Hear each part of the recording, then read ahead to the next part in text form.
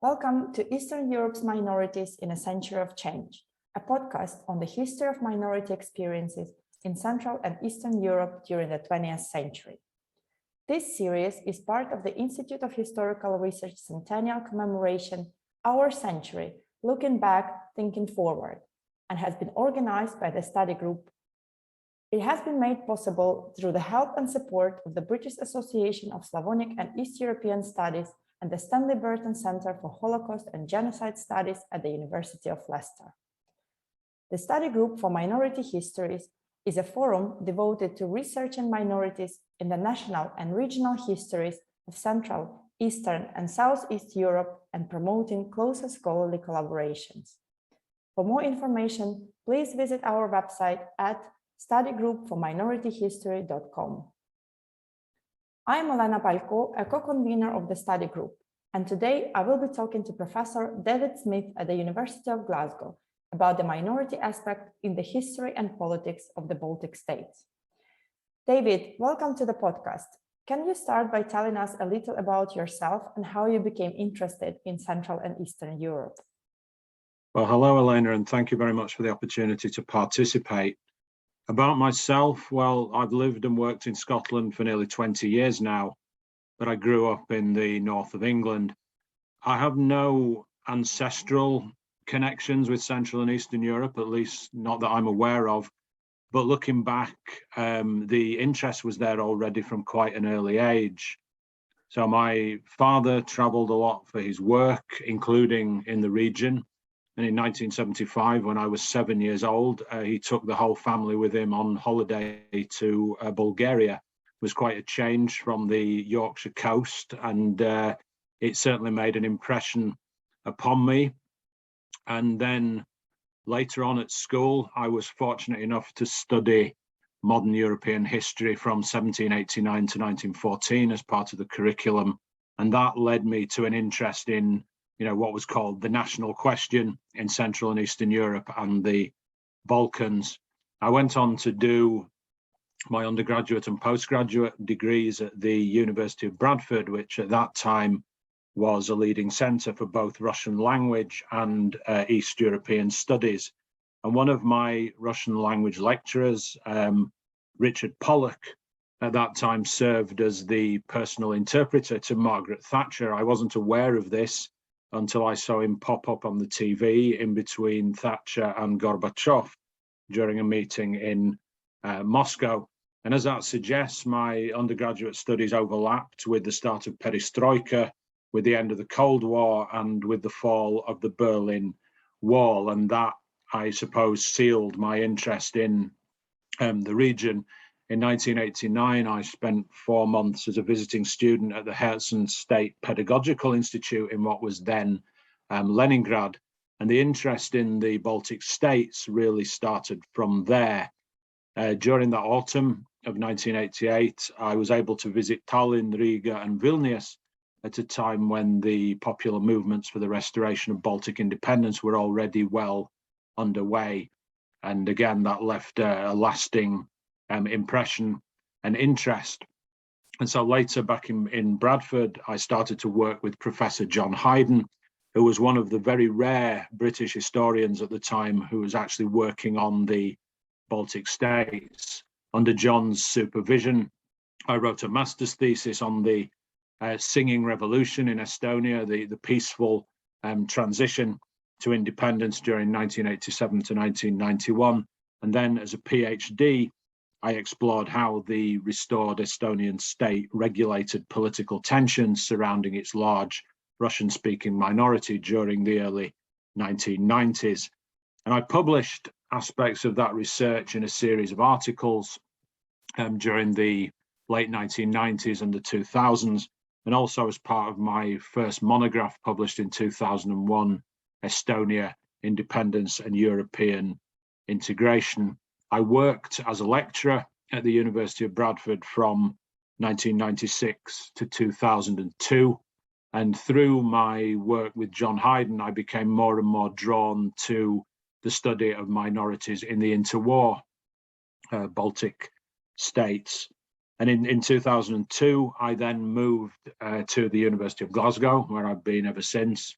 And with me came the Baltic Research Unit and John Hayden as an honorary visiting fellow. And we continued our work on that historical dimension, and that culminated in an AHRC project on the concept of non-territorial autonomy in the interwar Baltic states and minorities' experiences and practice of that. And we published that as a jointly authored monograph in 2012 called Ethnic Diversity and the Nation State. And really, you know, my research has continued in that vein, although more recently I've expanded it out to look at contemporary practices of non-territorial autonomy in the region. So looking beyond the Baltic states to also take in Russia, Hungary, and the neighbouring states of Hungary that contain Hungarian minorities and where there are variants of NTA in place. And we have, you know, obviously Glasgow is one of the big centres for the study of the region, and we have quite a sizable interest, a large number of staff and PhD students who are working on issues of statehood and nationality of minorities, but also specifically on the Baltic states. Thank you. For the benefit of our listeners, could you tell us a bit more about this region located on the eastern coast of the Baltic Sea? We often use the collective term the Baltic States to refer to Lithuania, Latvia, and Estonia. What had made this region seemingly so uniform in popular geographic imagination, particularly among Westerners? And what sets it apart from the rest of East Central Europe? Well, this collective term, Baltic States, for me, is primarily an externally imposed geopolitical label, and it obscures rather significant differences between the individual countries involved. So, in terms of titular language and culture, for instance, Estonia is far more closely related to Finland than it would be to its southern neighbours. Estonia and Latvia share a common legacy of Baltic German rule spanning almost 7 centuries prior to 1917, while Lithuania can look back on an experience of statehood during the Middle Ages, but also to links with Poland, and that, of course, has led to Roman Catholicism as the majority religion, in contrast to Estonia and Latvia, where it is Lutheran Protestantism. And I think what unites the 3 states above all is the commonality of fate that they've experienced during the modern era. All 3 countries won their independence from Russia during 1918 to 1920, and they had 2 decades of sovereign statehood before being militarily occupied and forcibly annexed by the Soviet Union in the summer of 1940. Later on, of course, Estonian, Latvian, and Lithuanian national movements worked together to restore independent statehood in the late 1980s, with the 2 million strong Baltic chain stretching from Tallinn to Vilnius being a particularly visible symbol of that. One I can still remember vividly watching on the BBC News, you know, as the headline item in August 1989, the 50th anniversary, of course, of the Molotov-Ribbentrop Pact.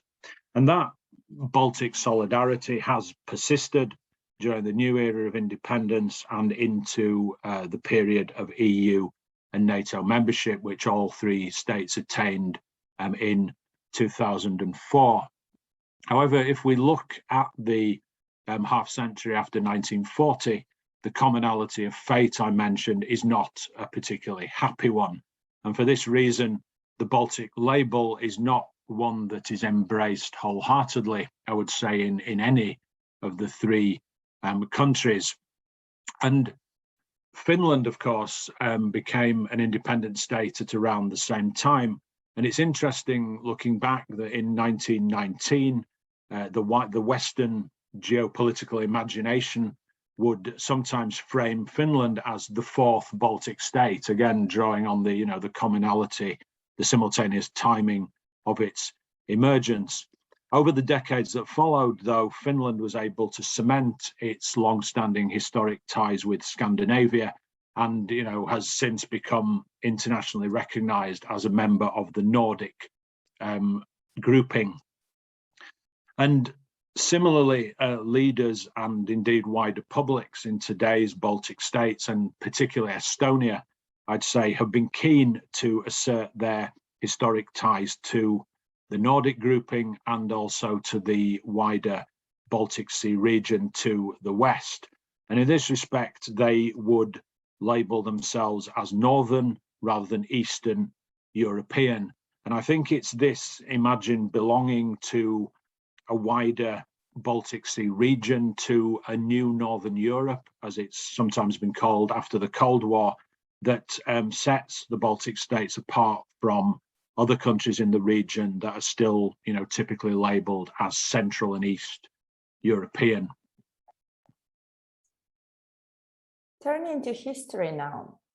By the end of the 18th century, this area had become an integral part of the Russian Empire. However, recent scholarly debates tend to problematize the consistency of the Russification policies implemented by the imperial autocracy, consciously distinguishing between acculturation, assimilation, and integration, albeit depending on the specific case study under discussion. What is your position on this debate? Can we speak of an intentional and enforced Russification of the Baltic region? And if yes, how successful was it in reality? Well, it can certainly point to policies of both cultural and administrative Russification, but as you said, they were introduced at different times and to different degrees in the Baltic lands during the last 6 decades of Tsarist autocracy. And I have to say they largely failed in their aims. If we look at the cultural realm, we see policies such as the 40-year ban on Lithuanian language publications in the Latin script that was introduced following the Polish uprising of 1863. Later on, during the last 2 decades of the 19th century, we see a switch from German to Russian medium education in the Baltic provinces of Estland, Livland, and Courland.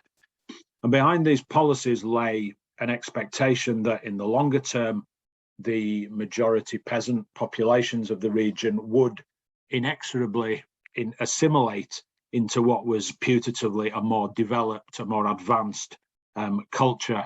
However, if full assimilation was indeed the goal of the imperial authorities, then these policies that were introduced could by that time not stem the rising tide of Estonian, Latvian, and Lithuanian national consciousness.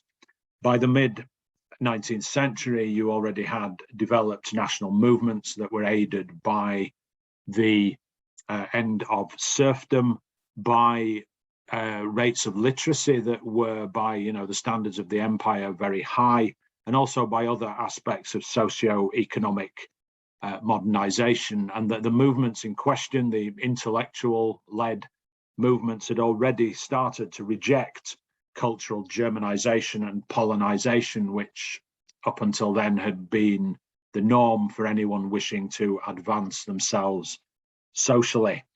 And so we saw, see the development of separate public spheres encompassing emerging Estonian, Latvian, and Lithuanian nations. And from this, claims for greater self-determination soon started to flow.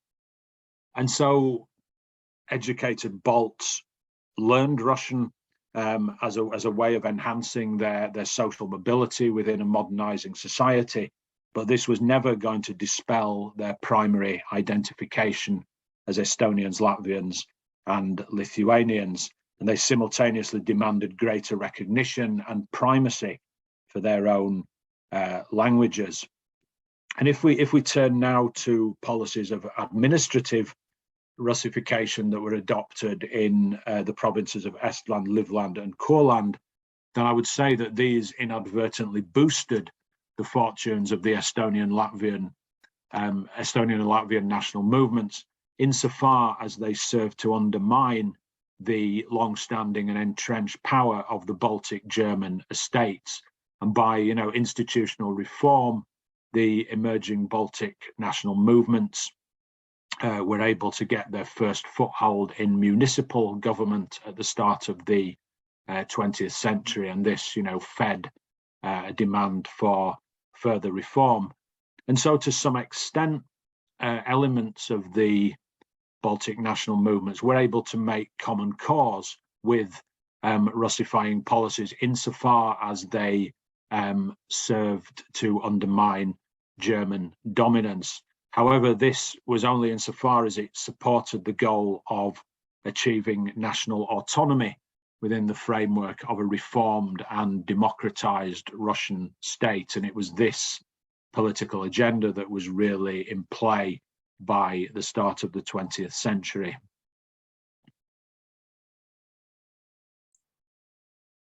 As you mentioned already, in 1918, Lithuania, Latvia, and Estonia declared independence, and unlike most of other former imperial provinces, managed to preserve their sovereignty for the entire interval period.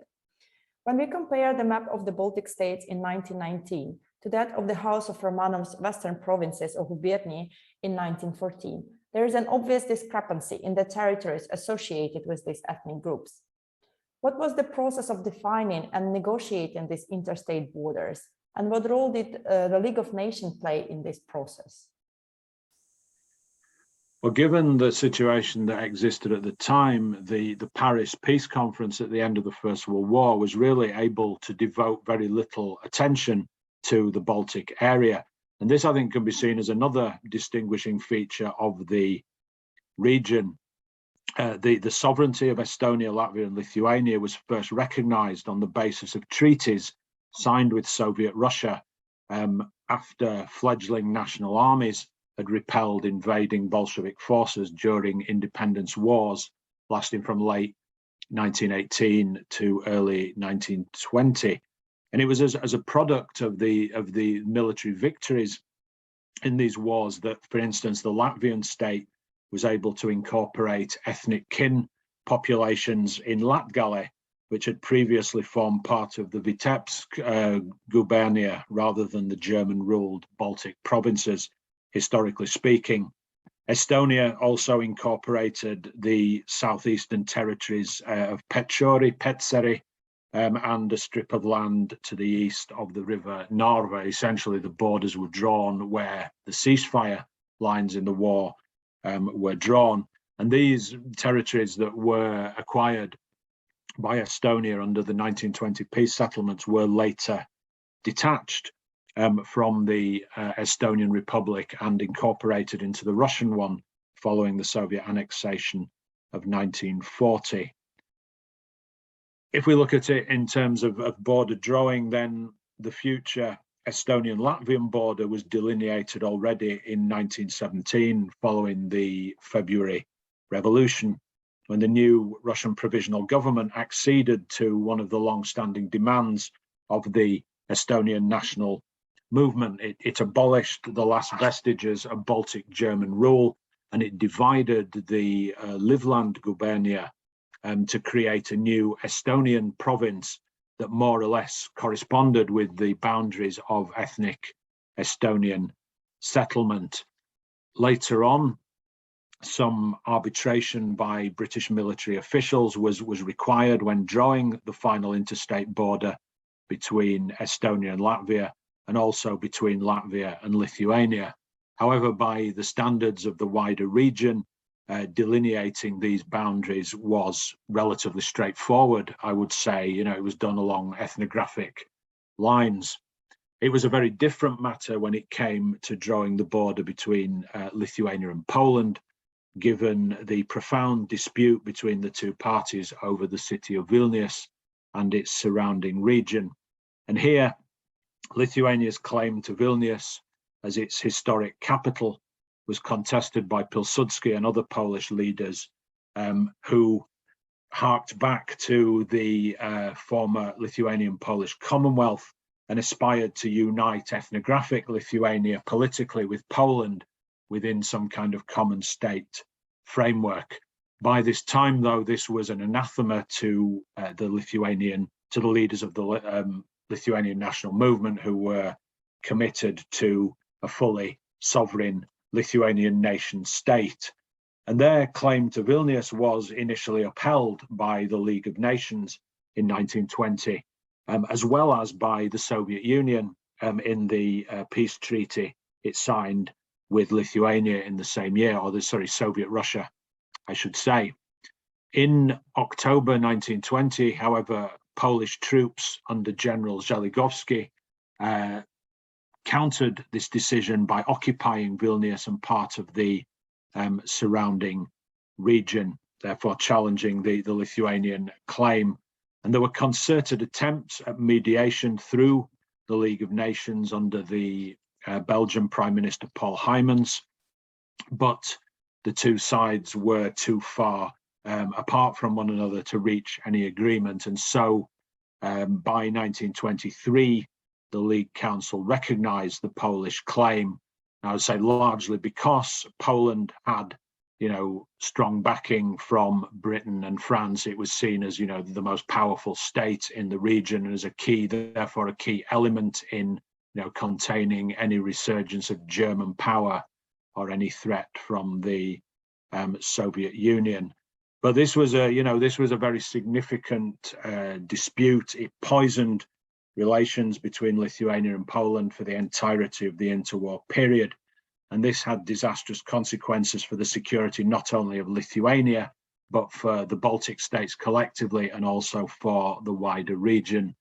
First and foremost, it ruled out any prospect of creating a so-called Baltic League or Baltic Entente that would have encompassed the three Baltic states, Finland and Poland. And there were various discussions around this during the early 1920s, but they proved fruitless because it was impossible to resolve this Lithuanian-Polish dispute or get beyond it. And I think the security situation was further compounded in 1923 when Lithuania unilaterally enforced its claim on the port city of Memel, as it was known in German, or Klaipėda in Lithuanian. This had been detached from Germany at the end of the war and placed under a League mandate. Lithuania had an ethnographically based claim on the region, and eventually the League accepted Lithuania's claim to the territory under a convention that granted it wide-ranging autonomy within the Lithuanian state. However, through this incorporation, Lithuania basically acquired a quite restive German minority. And, as Hitler came to power in the 1930s, this minority became increasingly irredentist-minded. And so by 1938, with the security situation as it was, the Lithuanian government had no option but to accede to Hitler's demand for the region to be transferred to Germany. As you mentioned, national cultural autonomy is one of your key research interests. In our podcast series, we have already discussed the concept of non-territorial autonomy with Boris Kutzmany, who runs an ERC-funded project on this topic at the University of Vienna. Given your specialism in the Baltic states, I cannot help but ask about the intellectual transfer of this concept from Austria to the Baltics. Why do you think the idea of non-territorial autonomy became so popular between the wars, and what were the peculiarities of its application when compared to the Austro-Marxist principles on which it was originally founded? Well, given that, as I've said, the Baltic provinces, Estland, Livland and Courland, form part of a wider German cultural space right up to 1917, the Austro-Marxist ideas that you've mentioned quickly came to the attention not only of Baltic German circles, but also of prominent Estonian and Latvian advocates of national cultural autonomy, people such as Konstantin Pets in Estonia and Margus Skrijaneks in Latvia. And the ideas of Renner and Bauer, of course, also transferred to the Baltic region via the medium of the Jewish Bund, which espoused the idea. But it's also important to mention the homegrown variant of national cultural autonomy or non-territorial autonomy that was propounded by Shimon Dubnov, the Jewish historian and founder of the Volkspartei. And Dubnov, he devised his scheme almost simultaneously, but completely independently of Renner and Bauer. And he was inspired first and foremost by the traditions of Jewish autonomy that had existed in the previous Polish-Lithuanian Commonwealth. So before 1795, Jews had been constituted as a distinct estate, which had had its own central governing body, as well as its own network of local institutions that exercised not only religious, but administrative, judicial, educational, and also charitable functions. And the Central Council was able to represent community interests before the Polish Diets and also before the monarchs. So if we look at NTA, I think this had particular appeal for the Baltic German and the Jewish minorities in the new states, not least because they were relatively small in size and they were territorially dispersed. So some territorially based form of autonomy would not really have suited their requirements. But another factor, as I've already mentioned, is the legacies of corporate organization that both could draw upon from the period of the former empires.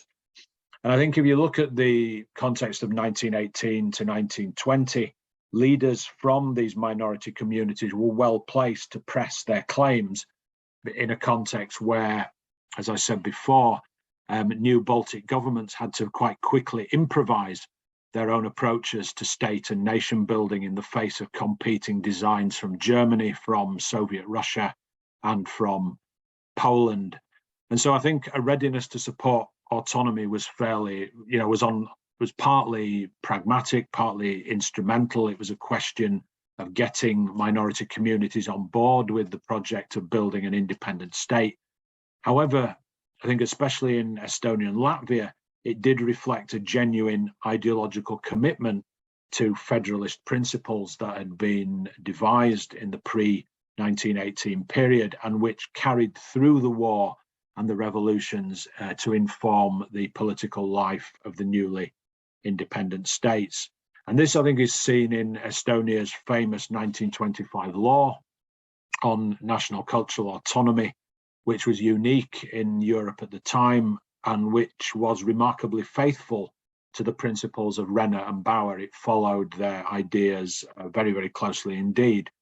In Latvia, it has to be said, there was never any formal law on autonomy that was adopted, despite repeated attempts from German and Jewish leaders in particular. However, a law on schooling that had been adopted in 1919 provided for minority sections within the Ministry of Education. And until the 1930s, these autonomous minority sections enjoyed a degree of latitude, which I think many would say was even greater than that of the autonomous self-governments that existed in Estonia. So this principle of autonomy was present in Latvia, even if it didn't follow, the Renner and Bauer blueprint. A law on Jewish autonomy was also adopted in Lithuania in 1920. But I think the more nationalistic atmosphere that I've mentioned, occasioned by the Vilnius dispute, first and foremost, left very little political space for a full and proper implementation of this law. And in effect, Jewish autonomy had ceased to have any real meaning even before, Lithuania ceased to be a democracy and went down the road of authoritarianism in 1926.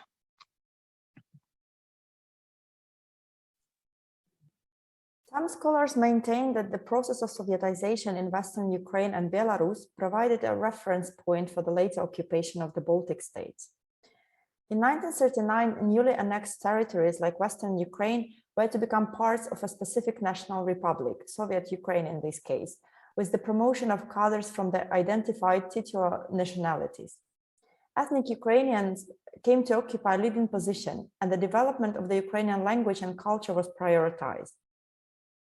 While in the Soviet Ukraine, those affirmative actions, so to say, had been mostly discontinued in the early 1930s, those mechanisms seem to fit perfectly in the context of the newly annexed territories. Seeking ways to present the Soviet policies following annexation as beneficial to the core ethnic populations in Ukraine and Belarus contained an implicit promise of a similar attitude towards the Lithuanians, Latvians, and Estonians, thus making their annexation easier. With the annexation of the Baltic States, the process of reincorporating the lands of the former Russian Empire under the Red Banner, which had begun in 1919, was completed. Hence, there was no more need to pursue further with those ostentatiously favorable ethnic policies. How much continuity do you think was there in Soviet expansionism? Do you think the annexation of the Baltic States was inevitable from the Soviet perspective? And perhaps given the ongoing Russia's war in Ukraine, do you think the region remains attractive for Russia's ruling elites? Well, first and foremost, I think when the Soviet Union forcibly annexed the Baltic States in June 1940, it violated the treaties that Lenin's government had signed just 2 decades previously, treaties in which the Soviet government had renounced in perpetuity any claims on these territories. And here, for all the lip service that Lenin's government paid to issues of national self-determination, it had really no intrinsic interest in this principle. And I think evidence would suggest that it never really recognized the legitimacy of Baltic independence. So the 1920 treaties, they provided the Bolshevik regime with a breathing space, with, in Lenin's words, the opportunity to open an economic window on the West. But the Comintern goal of exporting revolution had not gone away. And this is shown by the attempted communist putsch that occurred in Tallinn in Estonia in December 1924. By the 1930s, and especially following Hitler's rise to power, it seems to me that Stalin's government had become ready to use any means to secure an expanded territorial buffer on its western frontiers.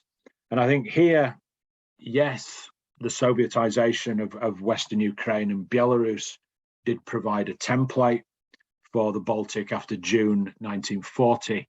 But in this case, the USSR was seeking to incorporate what were already consolidated nation states, states in which the core ethnic population already had a dominant political position.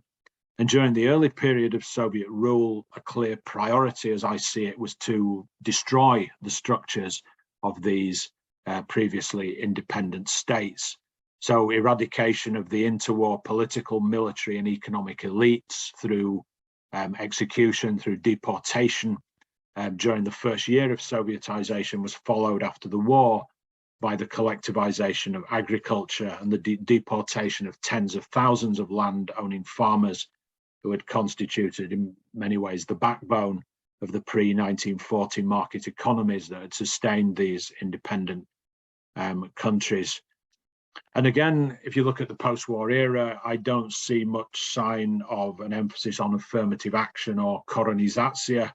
I think the prime objective was really to harness the natural resources and the pre-existing industrial capacities of Estonia and Latvia and develop them towards the reconstruction of the northwest region of the USSR after the war. And given the paucity of locally available labor after the war in Estonia and Latvia, workers were imported en masse from neighboring Russia and other Soviet republics to work in new industrial enterprises. And this was significant because it signaled the start of a dramatic ethno-demographic shift in Estonia and Latvia during the 5 decades of Soviet rule, a period when the ethnically Estonian share of the local population fell from just under 90% before the war to 60% by 1989, and the ethnically Latvian share in Latvia from 75% to just over 50%. But again, one cannot, generalize here, because in Lithuania the pattern was different, given the more agricultural character of the country, given also the particularly fierce resistance that was encountered from a post-war partisan movement. Lithuania was not slated for the rapid development of heavy industry during the post-war Stalinist period. Rather, industrialization began later, and at this point you had in place a native Lithuanian and quite nationally minded Communist Party leadership that was able to steer this process more towards light industry, towards a model that would be more responsive to local needs. And what was most important was that this industrialization could draw upon a locally available pool of surplus and ethnically Lithuanian labor from the countryside. And if we look at Lithuania, it shouldn't be forgotten that after the Soviet Union participated in the dismemberment of Poland in September 1939, it incorporated Vilnius and its surrounding region into the newly created Lithuanian Soviet Socialist Republic. And after the war, with the murder of the city's large pre-war Jewish population during the Holocaust and the post-war relocation of many Polish residents to Poland, the scene was set finally for a Lithuanianization of the city of Vilnius. However, it was done under Soviet auspices, so we can't talk about a uniform pattern of Russification, a constant, a conscious policy being pursued in that regard. And similarly, with the removal of the pre-war German population from Klaipeda, Memel, this region was finally integrated into a republic whose population remained 80% Lithuanian by ethnicity at the end of the Soviet period. And I noticed you added a question on at the end there. If I may, we can perhaps come back to that at the end. Thanks. Thank you. Yes. So turning to more contemporary affairs, I'm interested in your thoughts about the issue of non-citizens in both Latvia and Estonia, a legal term used to define individuals who, while not recognized as citizens of these states, have the right to a non-citizen travel document, so-called alliance passport, as well as other specific rights. Would you equal their status to that of statelessness? And since most of those aliens are ethnic Russians, can we speak of some sort of discrimination on ethnic grounds here? At the same time, the Baltic example is a frequent reference in debates concerning the status of Ukraine's Russian minority. What do you think other former Soviet republics can learn from the Baltic treatment of its minorities? At the same time, in what ways decisions made about minority citizenship in the 1990s and early 2000s continue to influence the political sphere in the Baltic states today? Thank you. Well, if you look at the policies that were adopted by Latvia and Estonia after 1991, they were justified by reference to the legal continuity of pre-war independence, the fact that the Soviet takeover had been internationally condemned at the time as an illegal occupation and annexation, and the fact that the de jure recognition of Soviet sovereignty had never been granted by the international community, even if the international community, had no option but to accept the factual incorporation of the three countries.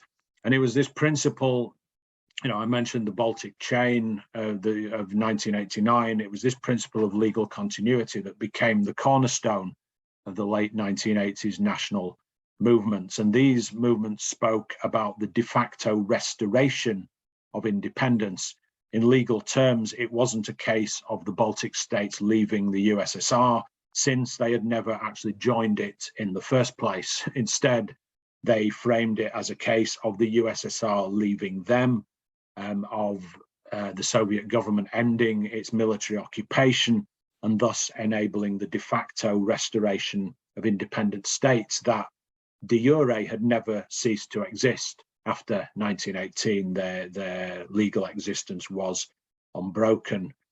And so after 1991, Estonia and Latvia applied this philosophy of restorationism, you might call it, to the sphere of citizenship. And it was held that only citizens of the pre-war the pre-1940 republics and their descendants had an automatic right to citizenship of the restored Estonian and Latvian states.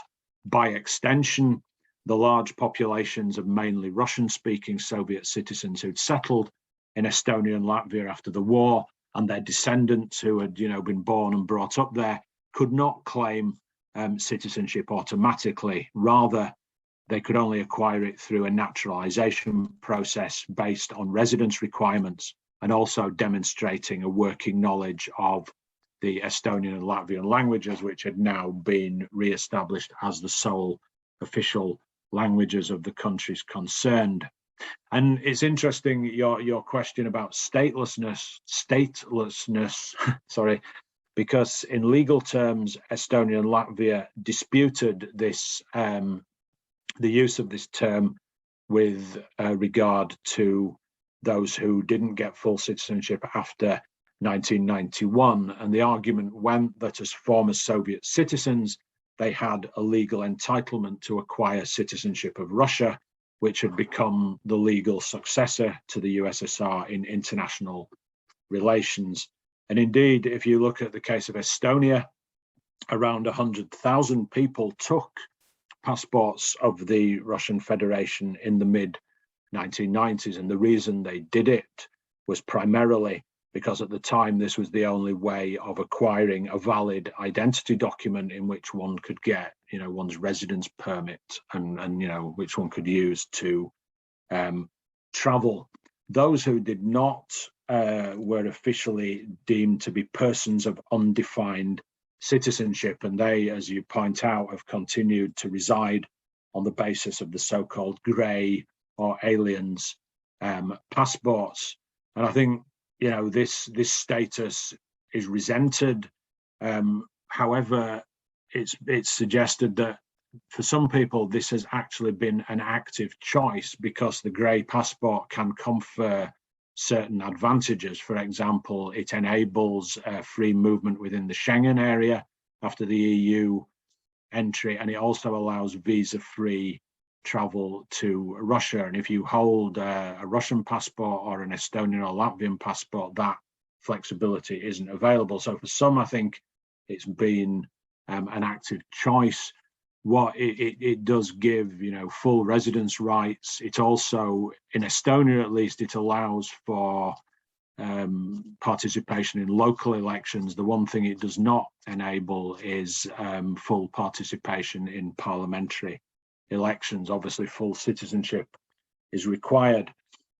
And there is, there was undeniably an ethno-political logic that lay behind the policies that were introduced at the start of the 1990s. The aim of the Estonian and Latvian national movements was firstly to restore, as I said, unitary nation states of the kind that had existed before 1940. However, the ethno-demographic profile of these countries in terms of their residents was obviously fundamentally changed compared to before 1940. The second prime goal was to secure a rapid and complete economic and political break with Russia and the other former Soviet republics, and pursue integration with Western international organizations. And in this respect, the politically compelling argument, I suppose, was that if the sizable Russian-speaking populations that had been established during the Soviet era had been allowed to acquire citizenship without any prior preconditions, this would have given them the political weight to argue for continued close association with Russia and the former Soviet space, and also to press for continued use of the Russian language to the detriment of Estonian and Latvian. And of course, one of the drivers of the late Soviet national movement had been, what was perceived as a growing threat of longer-term Russification, given the increasing numbers of Russian speakers and the increasing prevalence of the Russian language in everyday life. And this, of course, this ethno-political logic that I've mentioned was not present to the same degree in Lithuania, because here 80% of the population was still ethnically Lithuanian, and therefore political control by the core nationality was more assured. And for this reason, citizenship of the restored Lithuanian state was extended to all permanent residents already in 1989, not just to those who could claim descent from the pre-war period. And so, in terms of how these policies have been justified in the eyes of the West in terms of international opinion, then the analogy that Estonia and Latvia would draw is with the policies that are applied to new immigrants in Western societies. They equate those who came after 1940 as immigrants, and they argue that they should be required to integrate into independent states on the basis of terms that are set by the existing legitimate citizen body. That is the analogy that's drawn. Of course, the context is fundamentally different. But I think it's important to note that large numbers of non-citizens did undergo naturalization on the terms set. During the late 1990s and 2000s, they became full citizens of Estonia and Latvia with full political rights.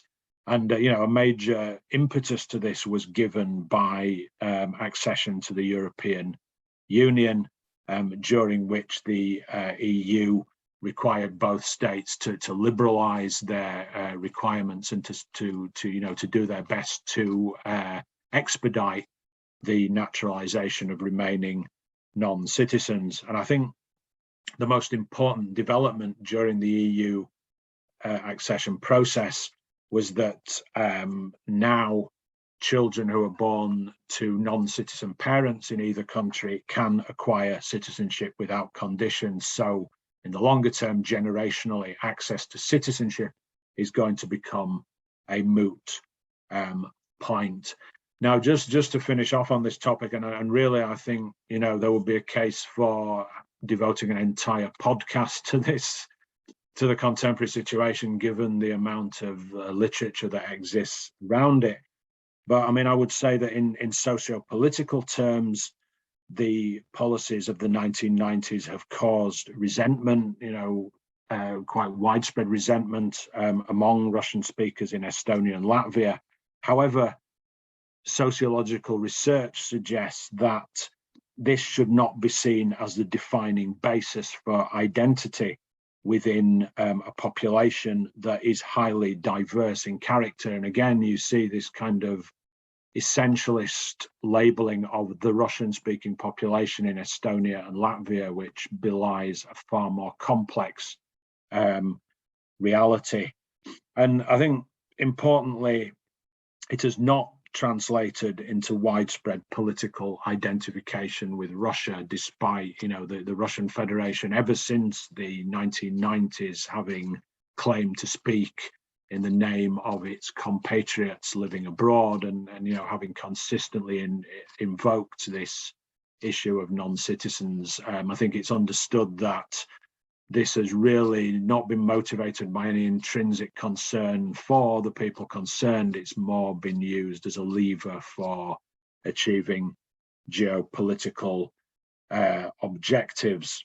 And I mean, I think Baltic Russians were identified themselves as a separate identity group already in the Soviet period. And if there is an overarching basis for a Baltic Russian identity. It's rooted in a quite strong territorial attachment to Estonia and Latvia, even if, you know, the Russian speakers' vision of the independent states would not conform to, you know, necessarily to those of the majority Estonian and Latvian populations. And to go back to your question that you tagged on, you know, I remember back in 2014 being bombarded by questions from journalists, you know, is Narva next? Is Estonia next? Is Latvia next? And I know colleagues in both countries were, you know, routinely approached with this question.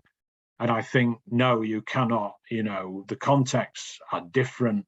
And to some extent, I think, you know, if you were going to see Russian moves against the Baltic states, these would occur, you know, regardless of the treatment of local Russian minorities, regardless of their own concerns on the matter. And I mean, again, you know, the main contextual difference is, of course, membership of NATO. You know, the question, would the Kremlin try to engineer something in one of these countries and run the risk of escalating, you know, things to a conflict with NATO? I mean, obviously we have entered, you know, very different uncharted territory over the last 2 months. But, you know, I think fundamentally the situation in the Baltic states has not really changed dramatically as a basis of that, would be my final word. So thanks. Thank you. And just finally, where can people go to learn more about this topic? What sources would you recommend? How are we for time? Are we okay? Well, just a few references to know, you know, what else to read.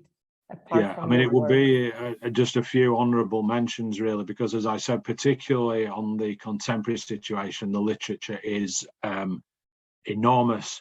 I mean, if we're talking about English language sources, first of all, I'd point to some excellent general histories that have been written in the past decade. Andres Kazakamp's History of the Baltic States with Palgrave, Andres Plakant's Concise History of the Baltic States, published with Cambridge University Press. A very fresh publication by Central European University Press has just come out, co-edited by my Glasgow colleague Michael Loader, Matthew Cott in Uppsala, and Siobhan Hearn at Durham, called Defining Latvia. And that touches upon many of the themes we've talked about today. And previously, Matthew Cott and I worked on a compendium, Latvia, a work in progress, published in 2017, that also, you know, addresses many of these issues. But if we turn to the history of minorities, more specifically, I would, you know, direct people to the work of my former colleagues at Bradford, John Hayden. His biography of the interwar Latvian-German politician Paul Schimann is in many ways a tour de force, which would, you know, touch upon much broader issues related to minorities in interwar Europe. Similarly, Martin Housden, a former colleague at Bradford, who published a biography of Evald Amenda, an Estonian-German interwar minority activist. I can't fail to mention the excellent work that's being done by Boris Kuzmany's project in Vienna. You know, I very much enjoyed the podcast, and there you have Marina Germane, Timo Ava, who are both doing very fresh and interesting work on the interwar period. And finally, on contemporary politics, the list is too long really to go into, but I would mention recent work done by my colleague at Glasgow, Amon Cheskin. I think this has become an essential point of reference, particularly if you're looking at the complex identity of Baltic Russian populations that I spoke about. And there's a book which I think is just about to appear, which is very intriguing, by Vasilis Petsinis in Tartu, which is actually a comparative study of ethno-political situations in the Baltic States and in Southeast Europe. And I think that will be particularly illuminating. And finally, one book that I keep going back to is a book called Strategic Frames by Jenny Schulze, published in 2018. And this really, I think, captures the complex dynamics that govern the relationship between the Baltic states, their Russian minorities, Russia as a kin state, but also then with the wider international community, the EU and other international organizations. As I say, I've missed out lots of really good work, but it's huge. You should have another podcast. Thanks. Thank you so much, David, for taking the time to talk to us today. Pleasure. Thank you. Thank you so much for the invitation once again, and for the series. It's been wonderful to listen to. Thank you.